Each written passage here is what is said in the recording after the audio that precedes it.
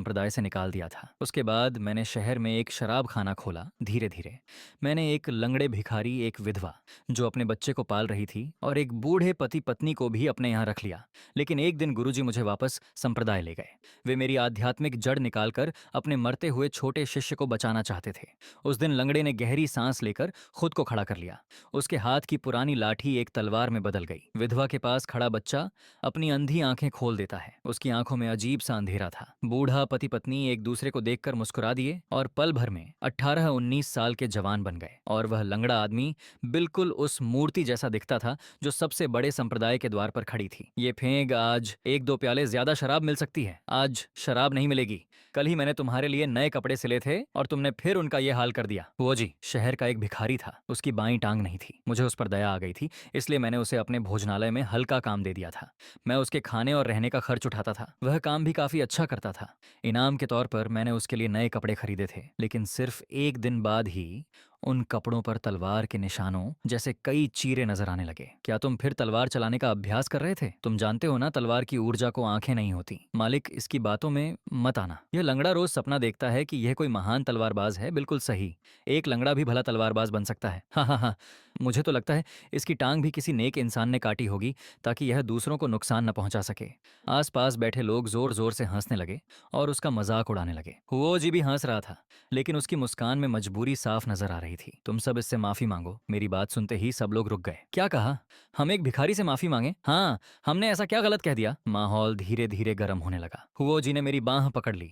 मुझे कोई फर्क नहीं पड़ता, अगर माफी नहीं मांगोगे तो यहाँ से चले जाओ लड़के। अगर तुम अभी हमसे माफी मांग लो तो हम तुम्हें छोड़ सकते हैं। मैंने मेज पर रखा हुआ बड़ा चाकू उठाया। पैर से जोर लगाकर मैं उछलकर सीधा मेज पर जा खड़ा हुआ। मेरे हाथ का चाकू उस आदमी की गर्दन से सिर्फ 1 इंच दूर था। तब जाकर उसे समझ आया कि क्या हुआ है। उसका पूरा शरीर कांपने लगा और माथा पसीने से भर गया। वीर भाई जान बख्श, दो लंगड़ा होने से क्या होता है? तलवार पैर से चलाई जाती है। क्या माफी मांगो? जी भाई, हमें माफ कर दो, हम बस ज्यादा बकवास कर रहे थे, हमारी बातों को दिल पर मत लेना। बाकी लोगों ने भी तुरंत माफी मांग ली। ठीक है, अब सब यहाँ से निकल जाओ। सब लोग भागते हुए बाहर निकल गए। मैं वापस काउंटर पर आया और हिसाब किताब देखने लगा। हुओ जी मेज पर बचे हुए खाने को देख रहा था। उसकी आंखों में दर्द था। ये फेंक, अगली बार मेरे लिए मत लड़ना। मैं ठीक हूँ। किसने कहा कि मैं तुम्हारे लिए लड़ा था? मुझे बस उनकी हरकतें पसंद नहीं आई और ज्यादा बकवास की तो शराब भी नहीं मिलेगी।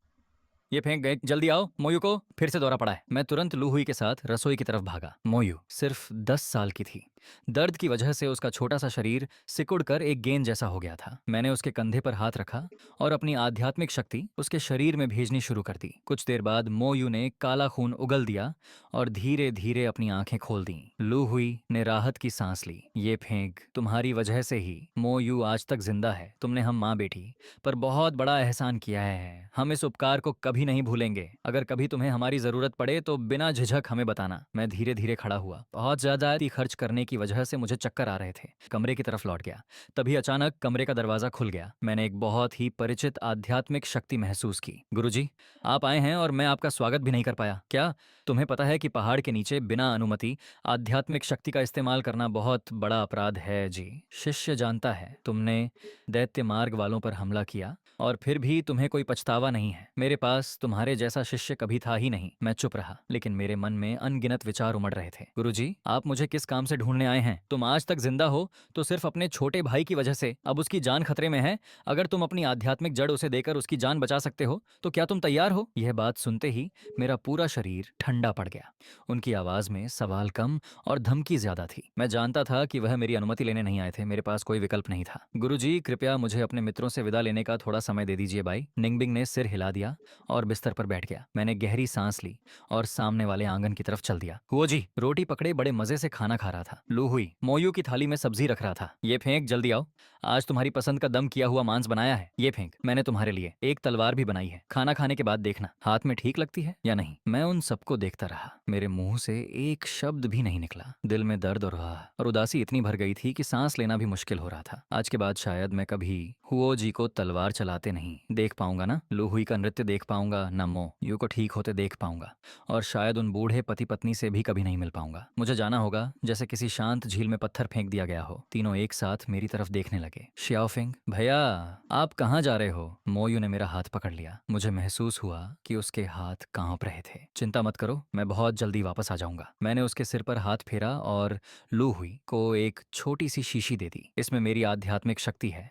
जब मोयू की तबीयत खराब हो तो इसे एक दाना खिला देना। मुझे कुछ जरूरी काम से जाना है। इस दौरान भोजनालय का ध्यान तुम लोग रखना हुआ। जी ने एक तलवार निकालकर मेरी तरफ बढ़ा दी। इसे साथ ले जाओ। मैंने सिर हिलाया और तलवार की धार पर हाथ फेरा। कल चले जाना, गर्म कपड़े भी पहन लेना। नहीं, मुझे अभी जाना होगा। कोई मुझे लेने आया है, तुम लोग मुझे छोड़ने मत आना। वह व्यक्ति दूसरों से मिलना पसंद नहीं करता। मत जाओ भैया श्याओफिंग, भैया के भी अपने काम हैं, ऐसी जिद नहीं करते। मैंने अपना सामान संभाला और फैसला कर लिया कि पीछे मुड़कर नहीं देखूंगा। लेकिन दरवाजे से बाहर निकलने से पहले मैं रुक गया। मैंने हुओ जी की तरफ देखा। क्या तुम एक बार तलवार चलाकर दिखा सकते हो? तुम वापस आओगे तब दिखाऊंगा। अभी मेरा अभ्यास पूरा नहीं हुआ। उसकी आंखों में उदासी थी।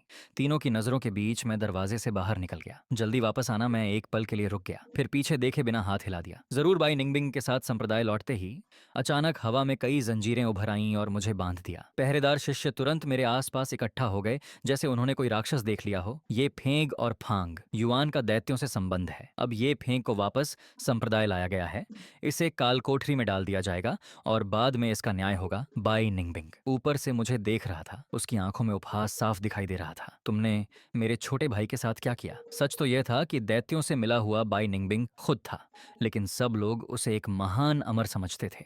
मैं और फांग युआन एक ही गुरु के शिष्य थे। 2 साल बाद हमने अनजाने में बाई निंगबिंग का रहस्य जान लिया। वह खुद दैत्य साधना कर रहा था। संप्रदाय के प्रशिक्षण के दौरान जो शिष्य गायब हो जाते थे, उन्हें किसी राक्षस ने नहीं मारा था, बल्कि बाई निंगबिंग उन्हें अपनी गुप्त साधना के लिए इस्तेमाल करता था। घबराहट में फांग युआन का पैर हड्डियों के ढेर पर पड़ गया। आवाज सुनते ही बाई निंगबिंग ने हमारी तरफ देखा। उसी पल मैंने फांग युआन को सुरक्षा घेरे के बाहर धक्का दे दिया। बाई निंगबिंग ने मुझे नहीं मारा।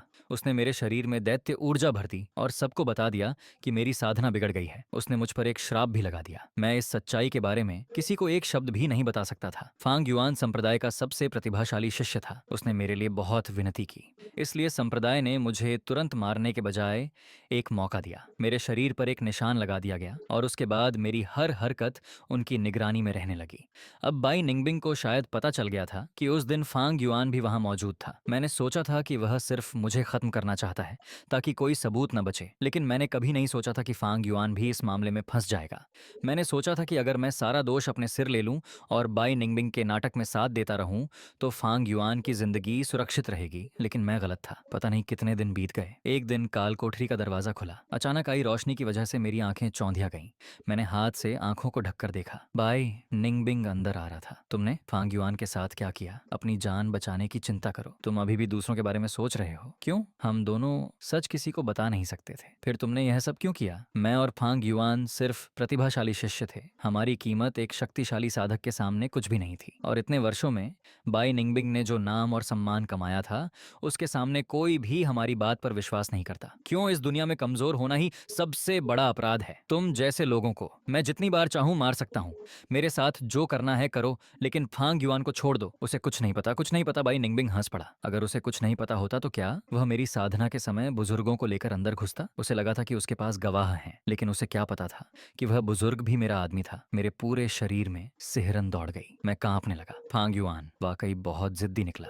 मैंने उसे इतना सताया, फिर भी उसने एक बार भी चीख नहीं मारी। तुम दोनों सच में मालिक और नौकर जैसे हो। बाई निंगबिंग तू जानवर है, तुझे कभी अच्छा अंत नहीं मिलेगा। जैसे ही मैंने यह कहा, बाई निंगबिंग ने हाथ उठा दिया। एक रोशनी की किरण मेरे माथे में घुस गई। उसी पल मेरी आवाज चली गई। मैं कुछ बोल ही नहीं पा रहा था। कई शिष्य आगे आए। उन्होंने जंजीरों से मेरे हाथ पैर बांध दिए और मुझे घसीटते हुए न्याय मंच की ओर ले गए। यही है, ये फेंक देखने में तो बिल्कुल आम इंसान जैसा लगता है। तुम गलत समझ रहे हो। गुरुजी ने खुद कहा है कि यह दैत्य साधना करता है। ऐसे लोग कभी अच्छे नहीं हो सकते। फांग युआन ने भी इतने सालों तक सबको धोखा दिया। मुझे तो उस पर सच में भरोसा हो गया था। प्रशिक्षण के दौरान जो शिष्य गायब हुए थे, जरूर इन्हीं दोनों ने मारा होगा। ऐसे लोगों को जल्दी नहीं मरना चाहिए, इन्हें धीरे धीरे तड़पा कर मारना चाहिए। तुमने फांग युआन की हालत देखी है। वह पहले वाला स्वर्ग का लाडला प्रतिभाशाली शिष्य बिल्कुल नहीं रहा। जब मेरी आंखें रोशनी की आदत डालने लगीं, तब मेरी धुंधली नज़र धीरे धीरे साफ हुई। मैंने सामने एक ऊंचा स्तंभ देखा। उस पर एक आदमी जंजीरों में बंधा हुआ था। वह फांग युआन था। यंग मास्टर, मुझे माफ कर दीजिए, मैं आपकी रक्षा नहीं कर सका। मुझे दूसरे स्तंभ पर बांध दिया गया। संप्रदाय प्रमुख ने हमें निराशा भरी नजरों से देखा। ये फेंग और फांग युआन पर दैत्यों के साथ मिलकर संप्रदाय के शिष्यों को नुकसान पहुंचाने का आरोप है।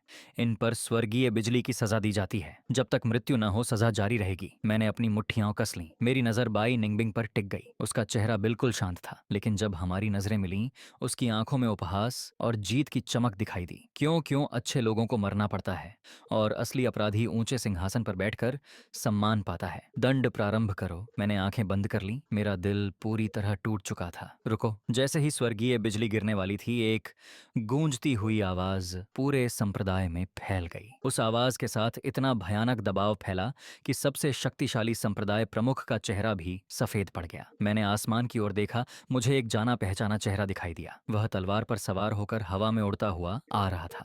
उसके वस्त्र हवा में लहरा रहे थे। जब मैंने उसका चेहरा साफ देखा तो मैं एक पल के लिए स्तब्ध रह गया। वह हुओजी था। मुझे नहीं पता था कि उसे मेरी मुसीबत के बारे में कैसे पता चला, लेकिन संप्रदाय के इतने सारे शक्तिशाली लोग यहाँ मौजूद थे, चाहे हुओजी कितना भी ताकतवर हो। वह मुझे बचा नहीं सकता था। हो सकता था कि मेरी वजह से उसे भी दैत्यों का साथी मान लिया जाए। मैं बोल नहीं सकता था। मैं केवल बेचैनी से सिर हिलाकर उसे यहाँ से जाने का इशारा कर सकता था। संप्रदाय के सभी लोगों ने अपनी तलवारें निकाल लीं। सब युद्ध के लिए तैयार हो गए। हुओजी धीरे से न्याय मंच पर उतरा और सीधे मेरी ओर चल दिया। रुको, तू कौन है? एक जवान लड़की ने उसका रास्ता रोक लिया। छोटी सी लड़की भी मुझे रोकेगी तुम? बाई निंगबिंग बचपन से ही तलवार का महान प्रतिभाशाली माना जाता था। उसे हमेशा सबकी प्रशंसा मिली थी। उसने कभी ऐसी बेइज्जती नहीं झेली थी। गुस्से में उसने सीधे हुओजी पर हमला कर दिया। सबको लगा कि उसकी तलवार हुओजी के सीने को चीर देगी, लेकिन हुओजी ने बस एक नजर डाली। उसने केवल 2 उंगलियों से बाई निंगबिंग की तलवार रोक दी। असंभव। बाई निंगबिंग की आंखें फटी रह गईं।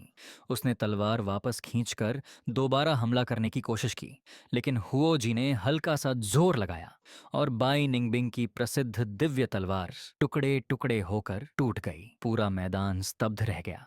हर किसी ने ठंडी सांस ली। जो दृश्य उन्होंने सोचा था और जो सच्चाई थी, दोनों में जमीन आसमान का अंतर था। एक महान प्रतिभाशाली तलवारबाज एक लंगड़े भिखारी से पूरी तरह हार गया था। यह संभव नहीं, यह संभव नहीं। बाई निंगबिंग बार बार यही बात दोहरा रहा था। वह इस सच्चाई को स्वीकार नहीं कर पा रहा था। संप्रदाय प्रमुख को भी समझ आ गया कि सामने वाला साधारण व्यक्ति नहीं है। वह एक कदम आगे बढ़ा और चेहरे पर मुस्कान लाने की कोशिश की। मित्र, आपकी शक्ति देखकर लगता है कि आप भी धर्म मार्ग के साधक हैं। फिर आप इन 2 लोगों की रक्षा क्यों कर रहे हैं? हुओजी ने उसकी ओर देखा। मुझे लगता है तुम बूढ़े हो गए हो। तुम्हारी आंखें भी कमजोर हो गई हैं। तुम्हें दिखाई नहीं देता कि इस लड़के के शरीर में जबरदस्ती दैत्य ऊर्जा भरी गई थी। यह सुनते ही सभी लोग हिल गए। इसका क्या मतलब है? क्या इन दोनों को झूठा फंसाया गया था? बाई निंगबिंग तुरंत चिल्लाया। बकवास! आज इन दोनों को यही मारना होगा, वरना आगे चलकर बहुत बड़ी मुसीबत खड़ी होगी। हुओजी के होंठों पर हल्की सी मुस्कान आई। अगर मैं इन्हें अपने साथ ले जाना चाहूं तो पहले तुम्हें मुझसे होकर गुजरना होगा। अचानक आसमान में फिर से भयानक आध्यात्मिक शक्ति फैल गई। तेज हवाएं चलने लगीं और आसमान में एक और व्यक्ति दिखाई दिया। उसकी उम्र लगभग हुओ जी जितनी ही लग रही थी, लेकिन उसका रूप और पहनावा हुओ जी से कहीं अधिक भव्य था। हे भगवान! क्या वह चिंगतियन संप्रदाय के आंतरिक बुजुर्ग शू छिंगशान हैं? वही शू छिंगशान जो साधकों की सूची में पहले स्थान पर हैं। चिंगतियन संप्रदाय, क्या वह वही महान संप्रदाय है जो केवल शियाओयाओ संप्रदाय से थोड़ा नीचे माना जाता है? तुम्हें नहीं पता, वह संप्रदाय प्रमुख के मामा हैं। अब जब संप्रदाय प्रमुख मुसीबत में हैं तो वे निश्चित ही उनकी सहायता करने आए होंगे। मैंने ध्यान से शू छिंगशान को देखा। उनकी कमर पर लटकी तलवार का चिन्ह मुझे कुछ जाना पहचाना सा लगा। तभी शू छिंगशान ने हुओ जी को देखकर कहा, हुओ छियानजी, बहुत वर्षों बाद मुलाकात।